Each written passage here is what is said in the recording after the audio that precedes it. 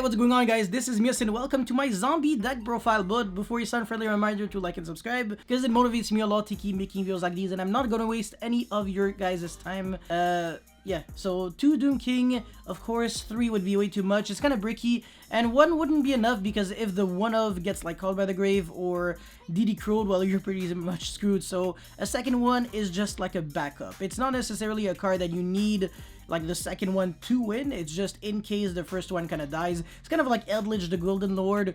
If people play 3, it's not because they desperately want to see it, because it is a brick, especially when you draw multiples and when you're going first.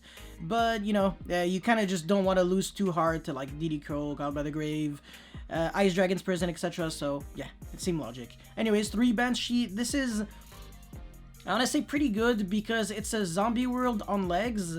If you draw it alongside Uni-Zombie or Solitaire, it's pretty much the exact same as drawing Zombie World in the first place, because you can just discard it from hand and it just, like, it fulfills the exact same role. And of course, if you draw Rivalry plus, like, any of these, you're pretty much in everything. So, yeah, it's honestly pretty sick.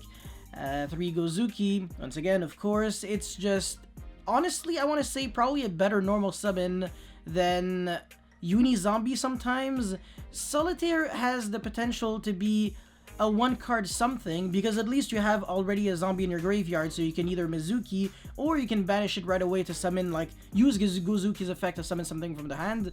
But, I don't know. Gozuki is just so good because it's an extender. It allows you to chain block Needle Fiber if you have like a tuner as well. So sometimes I guess you might have, like, I don't know, Ghost Bell in your graveyard, you revive back with Mizuki, and then you go Needle Fiber, Chainlink 1, and then Gozuki, Chainlink 2, banish Ghost Bell and summon something from the hand. And yeah, they can't really ash your Needle Fiber there, so that's kind of sick. And yeah, 3 Shiranui Solitaire, of course. If you're playing Spirit Master, and I guess Gold Sark, ooh, that would be nice. This actually would have an extra effect, but remember that Shiranui Sun Saga allows you to protect any zombie monster you control, so pretty much any monster you control while you have Zombie World, by banishing a Shiranui monster from your graveyard, not once per turn. So it can also become like an extra interruption if you're banishing Spirit Master, and if you're banishing Solitaire after that, you can revive back your Spirit Master from your banish.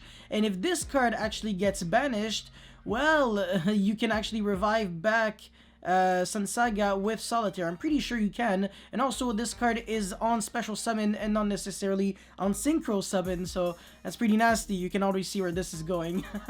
But yeah. 3 Uni-Zombie, I'm not going to explain that. When Glow Bloom, this card would be a huge break if you play more than 1. So I want to say 1 is probably good enough. But to be fair, since this is a control version anyways, you can get away with 2, sure. You can, I guess, cut Mystic Mine if you don't really like it, but yeah, I'm going to keep continuing my explanation. So, 3 Mizuki, this card's genuinely a good card to draw. Like, I don't know if you watched my combo videos, my combo video, I guess, or videos, because I've made quite a few zombie videos up until now, but Mizuki was just like a card that I actually really liked to see in my opening hand. I can pitch it with Uni-Zombie, and really nice synergy with the Solitaire and Gozuki interaction. So once again, Solitaire plus Mizuki and Zombie World access is draw 5 and multiple interruptions during your opponent's turn, which obviously we like. Yeah. 3 Skullmeister, you don't play Allure of Darkness, obviously, because the darks that you have, you don't necessarily want to banish them. I mean, Uni-Zombie and Necroworld Banshee, sure, but like, ironically, you would think, oh yeah, zombies, yeah, Allure of Darkness would be fantastic in them, but then Gozuki Earth, Mizuki Earth, Solitaire Fire, it becomes like significantly less good than you actually thought it would be, so I don't know, but yeah. Triple Nibiru, of course, just fantastic card. Triple Ash, Zombie on top of that, so doesn't really have any form of synergy, but I mean, why not? And 2 Ghost Bell, it's alright, I guess. It negates a couple of things. It negates Called by the Grave on your Doom King, which is relevant, but I guess people have been playing it for the meta. It stops a couple of things. I still have to do a bit more research on this, but yeah, I mean, I guess it has some form of potential. So yeah, Upstart Goblin for more consistency, Terraforming for more either Zombie World or Mystic Mine, because if you play only 1 mine, you're technically playing 2. And yeah, if you're playing 0, well, you're playing 0, but that's a different story. Foolish is like super broken. It's like a Monster Reborn basically, or it gives you, I want to say Foolish is probably better than a Monster Reborn in this deck. it gives you like significantly more options. Like this likes to be in the grave, this likes to be in the grave, this likes to be in the grave, these like to be in your hand, the hand traps obviously like to be in your hand. And yeah, well, yeah, it's a pretty good card. Foolish back to 3 will never happen. Oh my, I might actually need to make a video what if Foolish actually was back to 3, but I mean, it's like an unsearchable card, and if you are searching it, you're probably not doing too much with it. Flashback, by the way, to Ottawa Regionals 2017, when I was super stupid and actually ashed Jesse Cotton on, I think he was, no, hold on, I maxied on like Solitaire Special Summon from the deck, so he was like, okay, yeah, you're getting decked out. And I was like, what is going on? It was a 60 card mirror. He made Broad Bull to search for Manticore of... No, he didn't do it yet. So he had Broad Bull and went for Left Arm Offering to search for Manticore of... to search for Foolish, and then he went Broad Bull, search Manticore, Foolish, send Manticore, and phase, and yeah, I deck out. So if I had one DD Crow in my deck, I would have won, but that once again, different story. Anyways, that's pretty much, I guess, it. Monster Reborn, Called by the Grave, of course. You're really scared of getting ashed on a couple of your cards. Gamma would be nice, honestly, in this deck. I guess you can cut 2 Ghost Bell, 1 Mystic Mine, and probably the 3rd Solitaire. No, not really, actually. Wouldn't make any sense. I don't know, something. Maybe like the 3rd Banshee or something. Even though I actually kind of disagree with that. But yeah, triple Gamma and 1 Driver, because if this gets ashed, well, you go Gamma and you win even more. But if it doesn't, well, I guess it's not going to be the best card out there. Kind of bricky sometimes, but if you have the ability to make Lambda, Gamma could actually be really, really good, so yeah. Anyways, 2 Zombie World, 1 Mystic Mine, triple Rivalry, the absolute crack. If you have like Rivalry plus Banshee, you go normal, set Rivalry, pass, and 99% of the decks out there literally scoop to that. It's actually retarded, but yeah. Extra deck, double Sunsaga. Sunsaga actually recycles back the Formula Synchron, and since you're playing 2 Needle Fiber, the combo to pop cards can actually happen multiple times, so it's pretty cool. And remember that you can revive this bag with Mizuki and get its effect, which is pretty nice. Yeah, Wen Shen Shen, I guess it's cool. It can even revive back itself from the graveyard, but it's like a Dark Law-ish. You can make it with Glow Bloom and Doom King, or Glow Bloom and 2 level 4s, so it kind of comes up sometimes. You can also make Ravenous Crocosaur, but then I don't know, Ravenous Crocosaur would draw like 1 to 2 cards and do nothing after that. Like, I guess destroy a card if you can discard 2 cards, but that's really expensive unless you're discarding like Bigfoot and Thunderbird. Ooh, that would be nasty. Yeah. Omega would be even better if I played Gamma and Driver. You know what? Yeah, sure. I'm gonna play Gamma and Driver right now. So, let's just say I'm cutting 3rd Banshee. No, 3rd Gozuki. Yeah. So Gamma and Driver. Yeah, no, definitely not Gamma the Magnet Warrior. That's not how we do things here. So, yeah, this is a pretty good lineup. Protects your Solitaire, which is nice. And yeah, so Omega would be nice once again with the Gamma and stuff. And you can also make it using nothing? Yeah, that's true. I don't play Nessie anymore. Well, it's actually a good thing if you stayed until this part in the video, because yeah, it's you actually learn things throughout watching the video. Anyways, TG Hyper Librarian, you draw multiple cards if you can Synchro Summon. By the way, Needle Fiber to summon Formula Synchron is treated as a Synchro Summon, just letting you know, because there was someone who commented like, how do you draw 2 cards here because you just special summon Formula Synchron? But yeah, it is a Synchro Summon. Obviously, otherwise Formula Synchron itself wouldn't draw, because Formula is also on Synchro Summon, and TG Hyper Librarian is on Synchro Summon as well. So draw 2 cards, because Needle Fiber is literally that broken. It special summons from the deck and summons a Tuner Synchro from your extra deck and doesn't negate its effect. How incredibly fair is this? We definitely don't need this card banned. No, Link Cross can keep like taking a hit. Other tuners can get banned, but no, just don't do anything to Needle Fiber.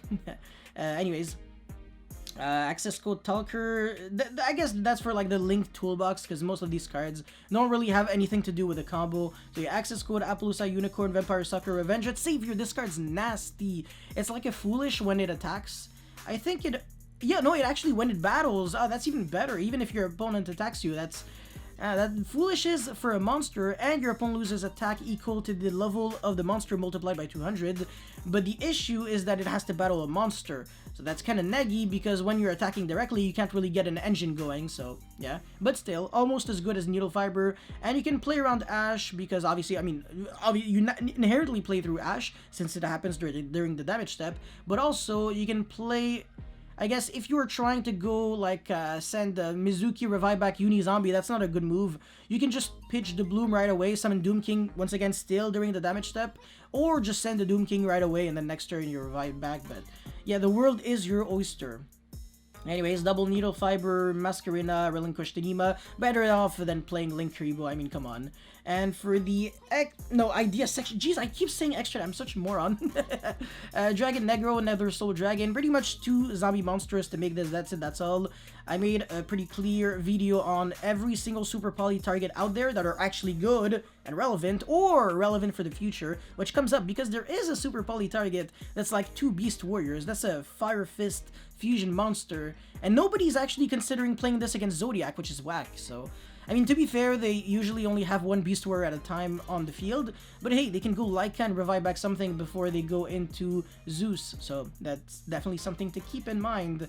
But yeah, Starving Venom for 2 Darks. If you have what's his face, Anaconda, you can actually transform an opponent's monster into a dark. So even if your opponent plays a grand total of 0 darks in his deck, you can still Starving Venom using one of their monster that is transformed into a dark with your own Anaconda. So yeah.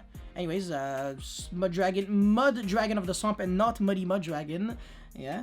Herald of the Arclight. If you play Danger, Orochimaru, and Jackalope, because that is a level 3, those are 3 level 3 non-tuners, and Glow Bloom is a level 1 tuner, so 1 plus 3 equals 4. You're pretty good with maths, man. Congratulations. Yeah. Mechanic Crusade Avermax, or Astram, pretty much becomes the crack when you link it off, when you link into it using Masquerina during your opponent's turn, because it's indestructible by card effect, cannot be targeted by card effects, redirects every attacks to him, and as an added bonus, even if your opponent has like a special summon monster with 10,000 attack and he tries attacking over, you just gain 10,000 attack and boom, they die. So they literally need like a Blue Eyes White Dragon to jump over this, crash, and then you shuffle back a card on their field without targeting. So pretty nasty. It gives you a lot of I guess extra utility in your deck, but there is one way to out-discard in 2 seconds, and that is Gravity Controller. But to be fair, nobody's playing this anymore, because people don't really have to summon in the extra monster zone thanks to Master 05, so even if people have the ability to play Gravity Controller, they're probably just gonna forget that the card even exists anymore, which I think is sad, but hey, yeah. Barricade Board Blocker. Pretty good card. You can protect your zombie world with that. In a world where Monarchs and True Draco are popular, you would pretty much just stop them completely by making an indestructible barricade and having like a zombie world, because this protects zombie world and this just cannot be destroyed by card effects because of Masquerina. So yeah, it's just kind of a loop and it's pretty nice. But yeah, Union Carrier. I can't really think of too many things that you can do with it, but you can target a real zombie. It has to be a zombie. You can't, even if Union Carrier is under Zombie World and it becomes a zombie, you still cannot equip like Glow Bloom or Banshee to it, so it actually has to be on a monster with the same original type. I'm pretty sure, yeah, exactly, with the same original type or attribute. That's kind of bait, but yeah, they didn't want to cheat like Reprodocus into Union Carrier and then do something stupid. That would be, yeah, that would be unfair and degenerate, and it would be like 2-card combos that would probably lead to like ridiculous things. So yeah. Anyways, Anaconda, Forbidden Job, pretty nice in this deck, honestly. You get to send like Banshee, Doom King, Gozuki, Mizuki, you know, yeah, literally everything has like a really good effect in the grave. So this card is free while breaking your opponent's board. Super Poly, once again, the discard cost is just kind of free, and you're drawing cards during your opponent's turn with Sucker anyways, and with Needle Fiber into Formula Synchron, so you're pretty much never gonna have an empty hand. I guess if you really want to play a third zombie world, you can. More Mystic Minds. Shiranui style Swallow Slash would be nice if you played Spirit Master and Gold Sarcophagus, but you don't really have to, honestly. I'm just kind of joking. And yes, it's pretty nice. And the Eradicator Virus is there when you want to tribute to the Doom King. So that's pretty much all I had to talk about for this zombie deck profile. If you guys have any comments or feedback, whatever, let me know in the comment section below. Don't forget to like and subscribe because it motivates me a lot to keep making videos like these. That's pretty much it. Thank you for watching. I'll see you next time. Peace.